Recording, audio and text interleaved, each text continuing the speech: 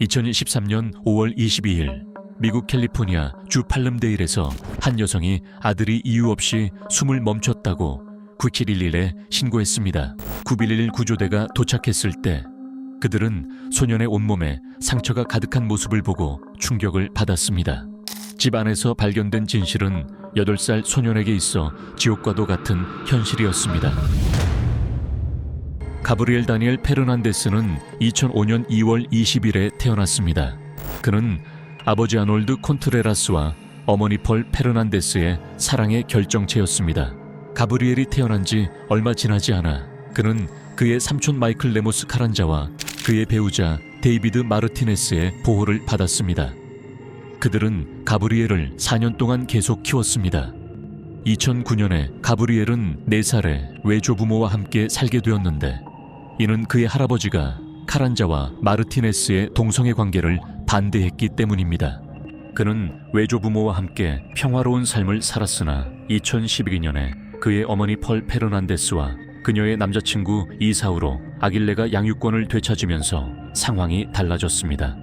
그녀는 가브리엘을 키우는 사람들이 받는 복지 혜택 때문에 걱정했습니다.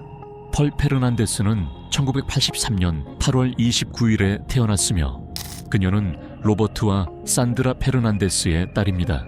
그녀의 어린 시절은 많은 변동을 겪었는데 그녀의 아버지는 자주 감옥에 갔고 펄은 어머니가 자신을 사랑하지 않는다고 생각했으며 종종 어머니에게 매를 맞아야 했습니다. 펄은 9살 때 메스암페타민을 사용하기 시작했고 11살 때 술을 마시기 시작했습니다. 펄은 집을 떠나기로 결심했고 8학년 때 학교를 그만두었습니다. 10대였을 때 펄은 그녀의 삼촌이 자신을 강간하려 했으며 여러 남성들이 며칠 동안 자신을 인질로 삼아 교대로 강간했다고 진술했습니다.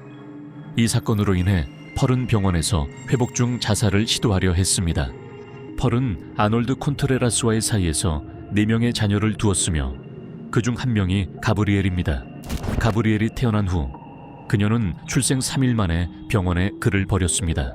그러나 그녀는 2012년에 가브리엘의 양육권을 되찾았습니다. 또한 그녀는 함께 살았던 사람들, 특히 아길레가 자신을 학대했다고 주장했습니다.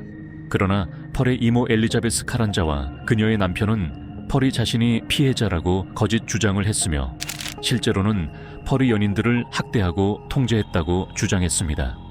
또한 펄은 아놀드 콘트레라스를 여러 차례 찌르겠다고 위협한 혐의도 받았습니다.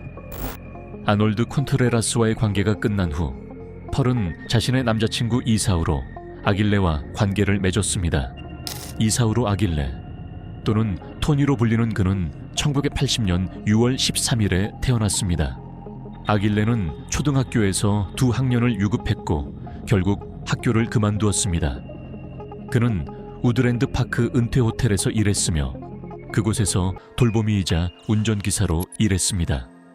요양원의 총괄 관리자이자 아길레의 전 직장 상사인 수잔 와이스바스는 그를 조용하고 친절하며 항상 도움을 주려는 사람으로 묘사했습니다. 와이스바스는 또한 아길레가 3년 동안 일하는 동안 매우 인내심이 많고 사랑이 많았으며 시설에서 노인들의 기저귀를 자주 갈아주었다고 언급했습니다. 시설의 직원들은 그를 샤기라는 애칭으로 불렀는데 와이스바스에 따르면 이는 그를 향한 애정의 표현이었습니다. 우드랜드 파크 은퇴 호텔에서 아길레의 동료였던 셜라인 밀레는 아길레가 주민들을 위해 운전할 때 종종 그들이 고속도로 외의 다른 풍경을 감상할 수 있도록 경치 좋은 길로 데려가기를 기꺼이 했다고 언급했습니다. 아길레는 가브리엘 페르난데스의 양육권을 되찾기 약 1년 반에서 2년 전에 펄 페르난데스를 만났습니다. 2012년 10월에 아길레는 ABL 프라이빗 시큐리티의 경비원으로 일하기 시작했으며 ABL을 통해 캘리포니아 팔름데일에 있는 발라르타 시장에서 근무했습니다. 2013년 5월 22일 펄 페르난데스는 그녀의 아들 가브리엘 페르난데스가 숨을 쉬지 않는다고 911에 신고했습니다. 현장에 도착한 직원들은 소년이 벌거벗은 채로 땅에 누워있는 모습을 보고 충격을 받았습니다. 더군다나 직원들이 소년을 데려가기 전에 아길레는 가브리엘이 동성애자라고 강조했습니다. 의료진은 소년을 신속히 병원으로 옮겼고 의사들은 가브리엘이 뇌사 상태에 빠졌다고 진단했습니다. 그는 2013년 5월 24일 로스앤젤레스 어린이 병원에서 8세의 나이로 사망했습니다. 공식 부검 결과 가브리엘은 강한 충격으로 인한 부상, 방치 및 영양실조로 사망한 것으로 확인되었습니다. 경찰의 공식 조사가 시작되었습니다.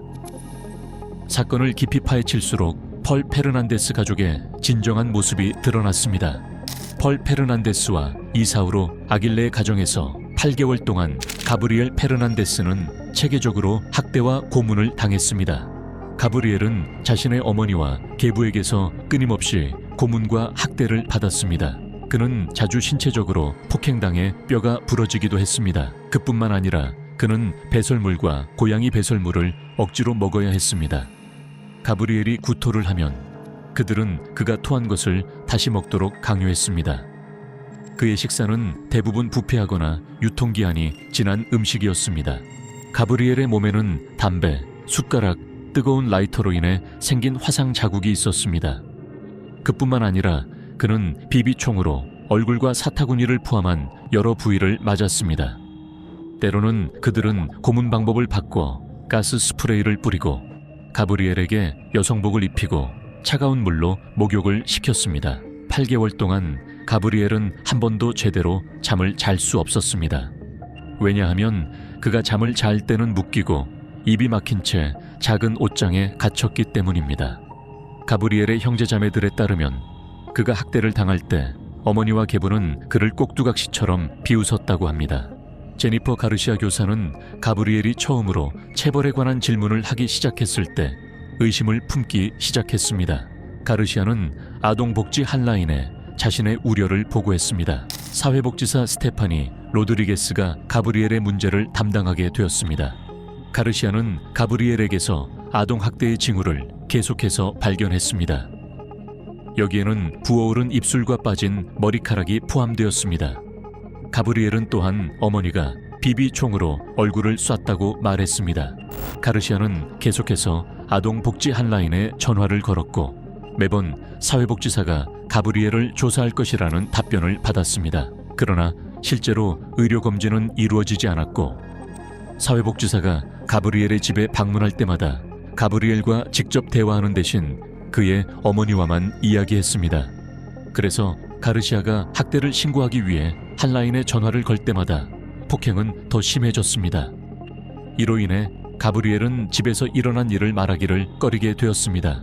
심한 구타를 당했음에도 불구하고 가브리엘은 어머니의 날을 맞아 펄에게 줄 카드를 완성했습니다.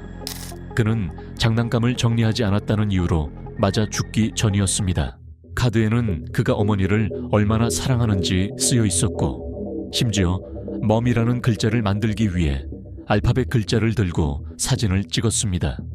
웃을 때 그의 치아는 절반이 없었는데 이는 이가 빠져서가 아니라 어머니와 계부가 그를 막대기로 때려 치아가 부서졌기 때문이었습니다. 2013년 5월 23일 펄 페르난데스와 이사우로 아길레는 체포되었습니다. 펄은 아동에게 위험을 초래한 중범죄로 체포되었고 아길레는 고의적인 살인 혐의로 체포되었습니다. 펄은 여러 정신건강 문제로 진단받았으며 여기에는 우울장애와 발달장애가 포함되었습니다. 그녀는 또한 인격장애와 외상 후 스트레스 장애를 겪고 있었습니다.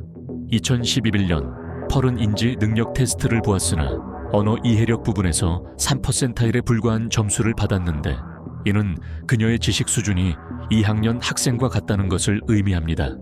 재판에서 변호인 측 전문가 증인으로 나온 임상심리학자 데보라 S. 미오라는 펄이 사고를 통해 행동을 안내하고 감정 반응을 제어하는 능력이 거의 없다고 말했습니다. 2018년 6월 21일 펄은 1급 살인 혐의로 가석방 없는 종신형을 선고받았습니다. 아길레는 2018년 6월 13일 사형을 기다리며 샌 퀸틴 주립교도소에 수감되었습니다.